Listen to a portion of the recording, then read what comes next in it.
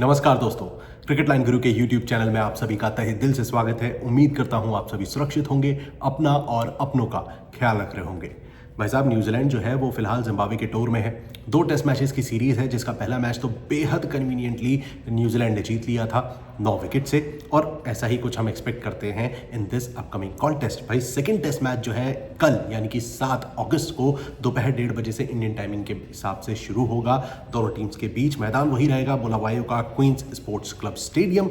तो दोस्तों, इस मैच से जुड़ी कुछ अहम जानकारियों के साथ मैं प्रफुल्ल आपके समक्ष हाजिर हो चुका हूं। अब दोस्तों, अगर आपने पहला टेस्ट मैच नहीं देखा है और स्टैट्स के बारे में ज्यादा जानकारी नहीं है, तो this is one stop destination, जहां आपको मैचेस से जुड़ी, पिच रिपोर्ट से जुड़ी, प्लेयर्स से जुड़ी तमाम जानकारियां इसी एक वीडियो में मिल जाएंगी। तो चलिए शुरुआत करते हैं पिच रिपोर्ट के साथ। बुलावायो का जो स्टेडियम है, यहां पर दोस्तों टोटल 31 मुकाबले खेले जा चुके हैं, जिसमें से 8 मैचेस जो हैं वो पहले बल्लेबाजी करते हुए और 13 मुकाबले सेकंड बैटिंग करने वाली टीम ने जीते हैं। अब यहीं पर अगर हम बात करें लोएस्ट स्कोर की, तो वो बनाया है जिम्बाब्वे ने 104 रन, और हाईएस्ट स्कोर गया है 713 run by Sri Lanka against Zimbabwe.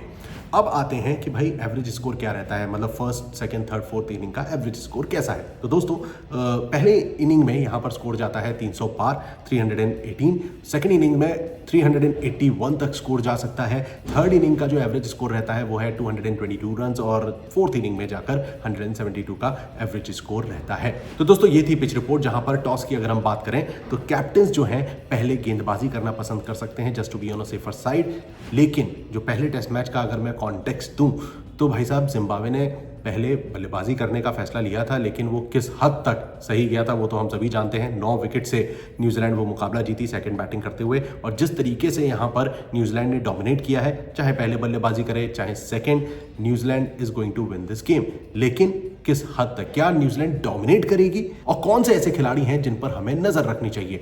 तो चलिए फटाफट से आगे बढ़ते हैं वीडियो में और बात करते हैं सब बॉलर्स के प्रदर्शन की। दोस्तों, पहले टेस्ट मैच में बुलावायो के मैदान पर टोटल 29 विकेट चटकाए गए थे।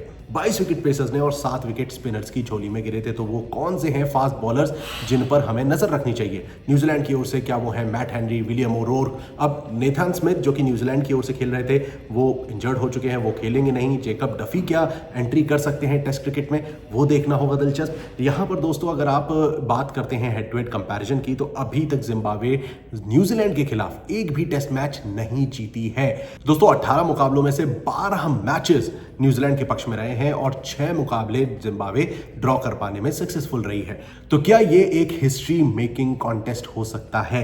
वेल, जिम्बाब्वे की अगर आप लाइनअप पर गौर करें तो टीम में Ben Curran, Brian Bennett, Nick Welch, Sean Williams, Craig Ervine, Sikandar Raza, Tafadzwa, Newman, Vincent Masekesa, Blessing Muzarabani और टनाका शिवाका खेलते नजर आ सकते हैं। अब दोस्तों, ये जो लाइनअप है, यहां पर बॉलिंग अटैक पर खास तौर पर हमें गौर करना चाहिए, क्योंकि ये ज्यादा इंप्रेस करते नजर आए हैं, चाहे वो ओडीआई हो या फिर T20 या फिर टेस्ट क्रिकेट।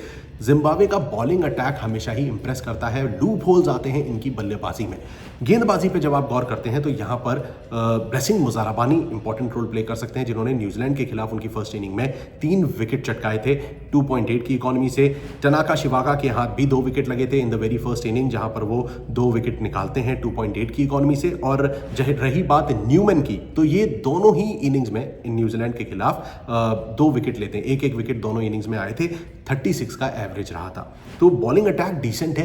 बल्लेबाजी में अभी भी इन्हें मेहनत मशक्कत करने की जरूरत है। इनके जो मेन बैटर हैं शॉन विलियम, ये सेकंड इनिंग्स में न्यूजीलैंड के खिलाफ जो है 49 रन बनाने में सक्सेसफुल हुए थे। हालांकि क्रेग इरविन दोनों ही इनिंग्स में छोटी छोटी कैमियो पारी खेलते हुए 61 रन बनाते हैं 36 की स्ट्राइक रेट के साथ। तो दोस्तों, ये हैं कुछ इंपॉर्टेंट प्लेयर्स फ्रॉम जिम्बाब्वे जिन पर आपको नजर रखनी चाहिए। हालांकि जब हम बात करते हैं न्यूजीलैंड की टीम की, तो यहां पर आपको एक, जैसा मैंने चेंज बताया, हो सकता है जेकब डफी यहां पर खेलते नजर आ सकते हैं। नेथन स्मिथ को इंजरी हुई है, तो वो एक चेंज हमें देखने को मिल सकता है। हालांकि जब हम फ्रॉम द टॉप बात करते हैं तो they have Devon Conway, Will Young जो कि टॉप ऑर्डर संभालेंगे, Henry Nicholls, Rachin Ravindra, Daryl Mitchell, Tom Blundell along with Michael Bracewell, Mitchell Santner. भाई, ये जो लाइनअप है ये काफी डीप है, and they have good batting unit, जो कि एक बार फिर जिम्बाब्वे को हराने की पुरजोर कोशिश कर देगी।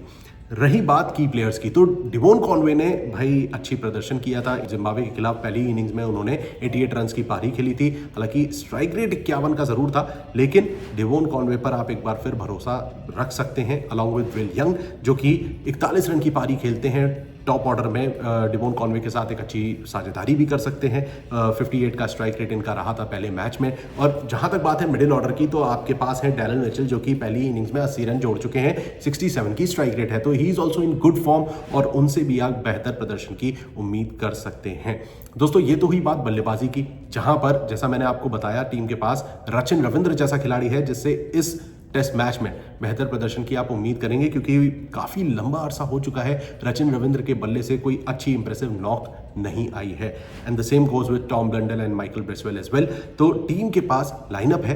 रही बात बॉलिंग अटैक की, तो पेसर्स पर ज्यादा मेहरबान है ये ट्रैक, और ऐसे में मैट हेनरी आ जाते हैं, जो कि पहले ही टेस्ट मैच में 9 विकेट ले चुके हैं। इन्होंने 10 के एवरेज से 9 विकेट चटकाए थे।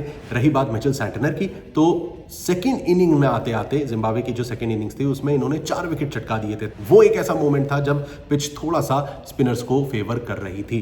वहीं उसी मैच के दौरान विलियम ओरोर्क ने भी 3 विकेट लिए थे 2.8 की इकॉनमी से। तो दोस्तों ओवरऑल जब हम दोनों टीम्स को रखते हैं आमने सामने, तो भाई साहब एक चीज तो क्लियर है, न्यूजीलैंड जो है वो ये मुकाबला जीतने की प्रबल दावेदारी पेश करती है, चाहे वो पहले बल्लेबाजी करे या सेकेंड। अब जैसा मैंने हेड टू हेड में बोला था, जिम्बाब्वे अभी तक एक भी मुकाबला नहीं जीती, और ये जो साल है 2025 ये काफी मिरेकल्स का भी रहा है। तो ऐसे में क्या ये अपकमिंग कॉन्टेस्ट जिम्बाब्वे के पक्ष में जा सकता है? आपका क्या ओपिनियन है, क्या आपकी इंस्टिंक्ट्स कहते हैं? कमेंट सेक्शन में आइए करते हैं गुफ्तगू। फिलहाल के लिए इस वीडियो में बस इतना ही। क्रिकेट की तमाम अपडेट्स, द 100 टूर्नामेंट के A to Z मैचेस की डिटेल्ड अपडेट्स आप तक प्रोवाइड करता रहूंगा।